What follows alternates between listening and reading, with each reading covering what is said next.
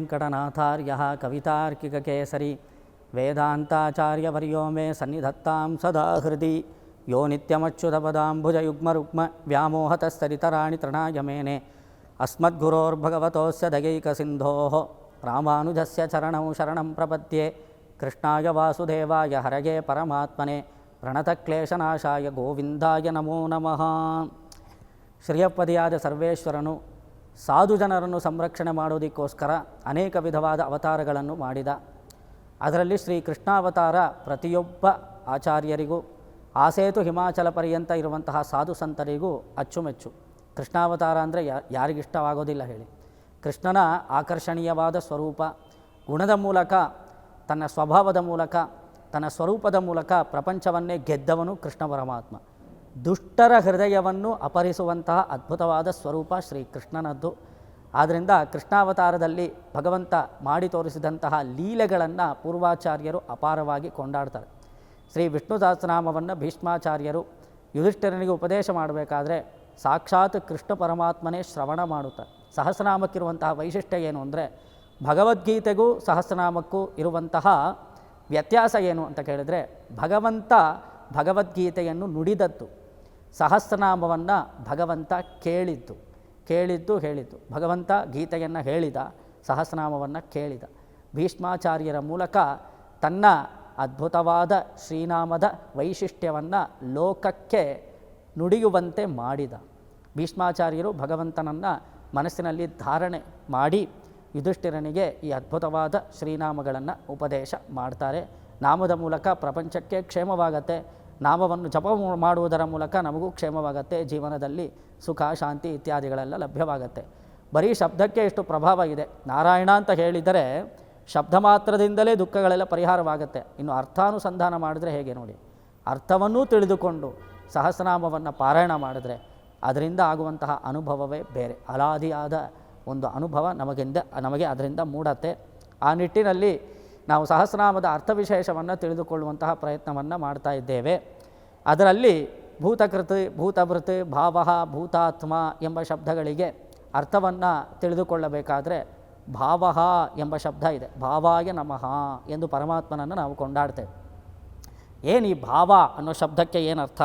ಭಾವಾಯ ನಮಃ ಎಂದು ಪರಮಾತ್ಮನಿಗೆ ಸ್ತೋತ್ರ ಮಾಡಿದರೆ ನಮಗೆ ಯಾವ ಫಲ ಸಿಗತ್ತೆ ಎಂದು ಕೇಳಿದರೆ, ಶ್ರೀಪರಾಶರ ಭಟ್ರು ವಿಷ್ಣು ಸಹಸ್ರನಾಮಕ್ಕೆ ಭಾಷ್ಯ ಮಾಡ್ತಾರೆ.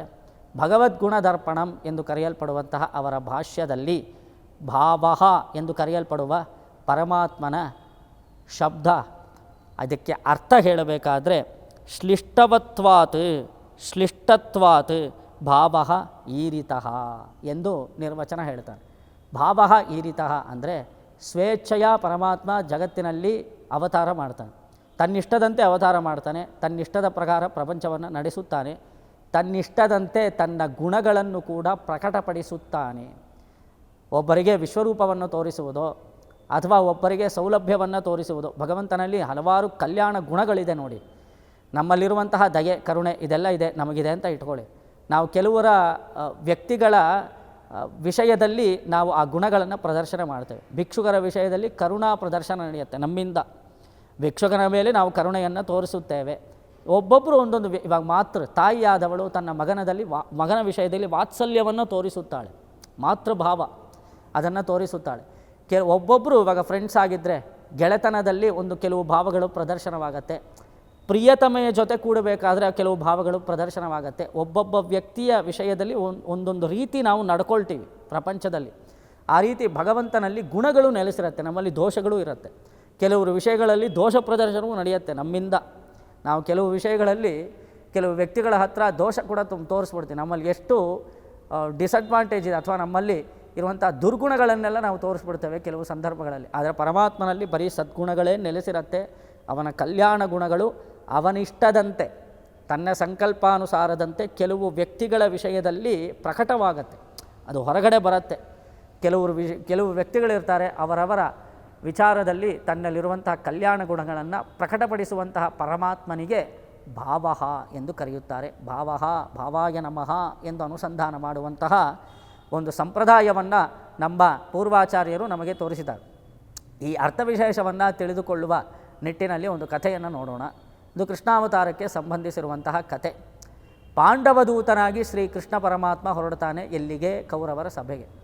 ಕೌರವರ ಸಭೆಯಲ್ಲಿ ಹಲವಾರು ಜನ ಕೌರವರು ಸೇರಿದ್ದಾರೆ. ಸಿಂಹಾಸನದಲ್ಲಿ ಸಾಕ್ಷಾತ್ ದುರ್ಯೋಧನ ಮಹಾರಾಜ ಕೂತಿದ್ದಾನೆ. ಭೀಷ್ಮಾಚಾರ್ಯರು, ದ್ರೋಣಾಚಾರ್ಯರು, ಕೃಪಾಚಾರ್ಯರು, ಅಶ್ವತ್ಥಾಮ ಮೊದಲಾದ ವೀರಾದಿ ವೀರಲ್ಲ, ಕರ್ಣ ಮೊದಲಾದವರೆಲ್ಲ ಸೇರಿದ್ದಾರೆ. ತುಂಬು ಸಭೆಯಲ್ಲಿ ಶ್ರೀ ಕೃಷ್ಣ ಪರಮಾತ್ಮ ಪಾಂಡವದೂತನಾಗಿ ಬರುತ್ತಾನೆ. ಪಾಂಡವರಿಗೆ 5 ಹಳ್ಳಿಯನ್ನಾದರೂ ಕೊಡಬೇಕು ಎಂದು ಪ್ರಾರ್ಥಿಸಲು ತಾನು ಒಂದು ಸಾಮಾನ್ಯ ಲೋಕಸೃಷ್ಟಿ ಮಾಡಿದಂತಹ ಪರಮಾತ್ಮನು ಸಾಮಾನ್ಯ ಕಾರಣಕ್ಕೋಸ್ಕರ ಸಾಮಾನ್ಯ ವ್ಯಕ್ತಿಯಂತೆ, ಸಾಮಾನ್ಯ ಅಂಬಾಸಿಡರ್ ಅಂತೆ. ಆ ಪೋಸ್ಟ್ ಎಷ್ಟಿದೆ ನೋಡಿ. ಕ್ರಿಯೇಟರ್ ಅನ್ನೋದು ಹೇಗಿದೆ, ಅಂಬಾಸಿಡರ್ ಅನ್ನೋದು ಹೇಗಿದೆ, ದೂತ ಅನ್ನೋದು ಹೇಗಿದೆ, ಸಕಲ ಕಾರಣಗಳಿಗೂ ಕಾರಣನಾದ ಪರಮಾತ್ಮ ಅನ್ನೋದು ಹೇಗಿದೆ, ಪರಮ ವೈಭವಗಳನ್ನೆಲ್ಲ ಪರಮಾತ್ಮ ಅನುಭವಿಸುತ್ತಾ ಇರಲು, ಸಕಲ ವೈಭವಾತಿಶಯಲು ಪರಮಾತ್ಮನಿಗಿರಲು, ಅವನು ಭಕ್ತರ ಪರವಾಗಿ ಭಕ್ತರ ವಶದಲ್ಲಿರುತ್ತೇನೆ ಎಂಬ ಆ ಸೌಲಭ್ಯವನ್ನು ಅದರ ಮೂಲಕ ತೋರಿಸ್ತಾನೆ. ನಾನು ಭಕ್ತರ ಕೈವಶದಲ್ಲಿದ್ದೇನೆ ಎಂದು ತೋರಿಸ್ತಾನೆ ಪರಮಾತ್ಮ. ಸಾಮಾನ್ಯ ಪಾಂಡವರಿಗೆ ದೂತನಾಗಿ ಕೌರವರ ಆಸ್ಥಾನಕ್ಕೆ ಹೊರಡುತ್ತಾನೆ. ಪಾಂಡವರಿಗೋಸ್ಕರ ಪ್ರಾರ್ಥನೆ ಮಾಡ್ತಾನೆ. ದುರ್ಯೋಧನನಲ್ಲಿ 5 ಹಳ್ಳಿಯನ್ನಾದರೂ ಕೊಡು ಎಂದು ಕೇಳಿದಾಗ ದುರ್ಯೋಧನ ಅದನ್ನು ನಿರಾಕರಣೆ ಮಾಡ್ತಾನೆ. ಸೂಜಿ ಮೊನೆಯಷ್ಟು ಜಾಗವನ್ನು ಕೂಡ ನಾನು ಪಾಂಡವರಿಗೆ ನೀಡಲಾರೆ ಎಂದು ನಿರಾಕರಣೆ ಮಾಡ್ತಾನೆ ದುರ್ಯೋಧನ. ಅದಕ್ಕೆ ಕೃಷ್ಣ ಪರಮಾತ್ಮ ಹೇಗಾದರೂ ಮಾಡಿ ಇವನ ಹತ್ರ ತಾನು ಜಾಗವನ್ನು ಸಂಪಾದನೆ ಮಾಡಬೇಕು, ಪಾಂಡವರನ್ನು ಕಾಪಾಡಬೇಕು ಎಂಬ ಅಭಿಲಾಷೆ ಕೃಷ್ಣ ಪರಮಾತ್ಮನದ್ದು.